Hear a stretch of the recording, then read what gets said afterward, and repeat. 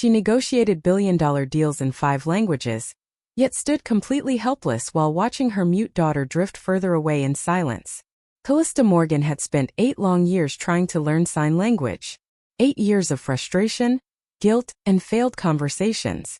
Then one quiet Saturday morning, a widowed father spent 5 minutes doing what she never could.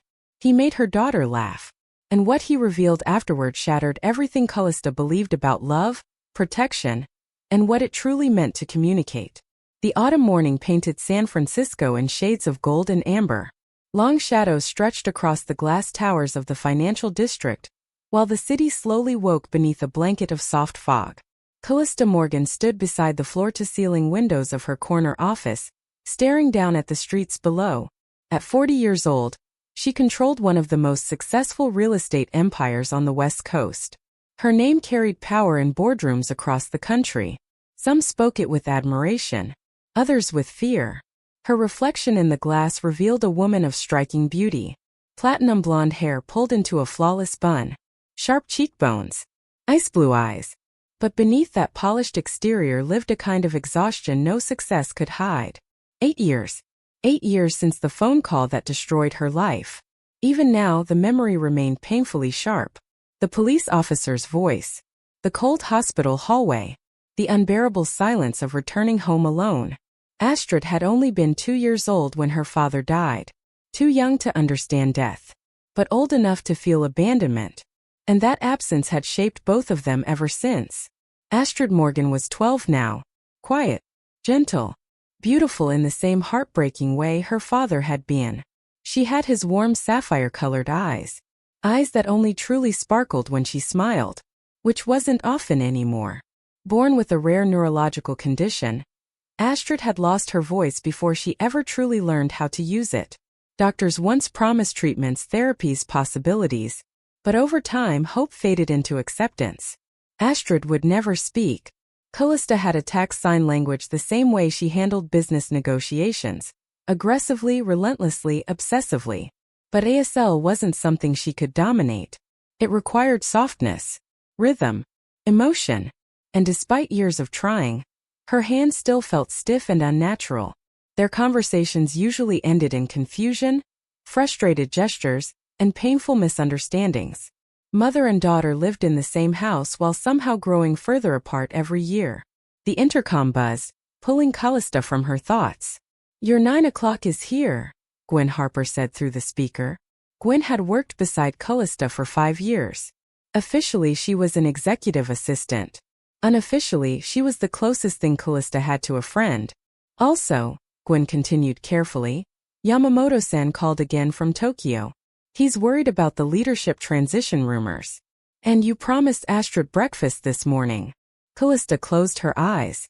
She had forgotten. Again, guilt tightened painfully in her chest. "Cancel everything until noon," she said finally. "I'm taking my daughter to breakfast." "The board won't like that," Gwen warned gently. "Marcus Henderson has been talking about your divided attention. Let him talk." But even Kalista knew the cost of that decision might be enormous. 30 minutes later, she stood outside Astrid's bedroom door inside their massive Pacific Heights mansion. The house was beautiful, elegant, and painfully empty. Astrid sat beside the window with her sketchpad already open, quietly drawing the trees outside. She looked surprised when Kalista entered wearing casual clothes instead of one of her usual designer suits. "Ready for breakfast?" Kalista signed carefully. Astrid's entire face lit up. It happened so quickly it nearly broke Kalista's heart. The cafe on Valencia Street was warm, crowded, and alive with noise. The smell of coffee and cinnamon filled the air while weekend families laughed around tiny wooden tables.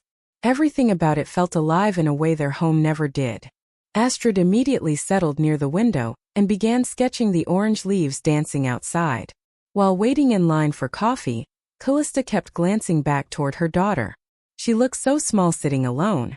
Other children laughed with their parents. Astrid sat in silence. The familiar ache returned instantly. The terrible feeling that no matter how successful she became, she was still failing at the one thing that mattered most. Then the bell above the cafe door chimed. A little boy burst inside wearing a dinosaur sweater and carrying a stuffed triceratops beneath one arm.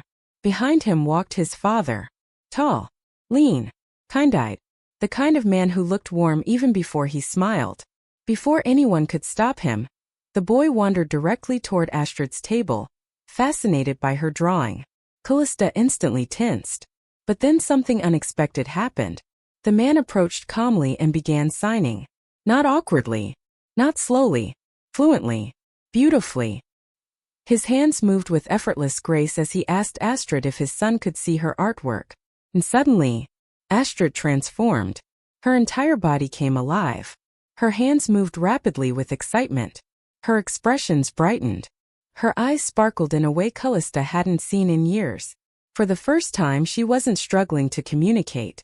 She was simply speaking.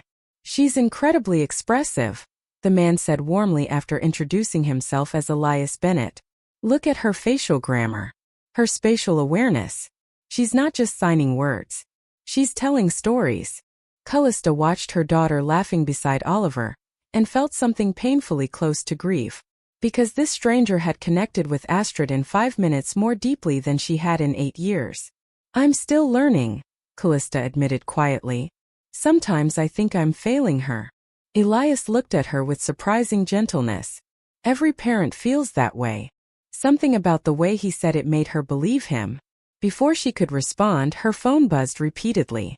Missed calls, board messages, investor concerns, reality crashing back in. But this time, for the first time in years, Kalista hesitated before answering. Because across the room, Astrid was laughing silently while signing an animated story about dancing squirrels and autumn leaves. And suddenly, that felt more important than everything else combined. If this story touched your heart, don't forget to like, share, and subscribe to the channel. Red Heart. Every support helps us bring more emotional and meaningful stories like this to life. And remember, sometimes love doesn't need words. It only needs someone willing to understand. Sparkles.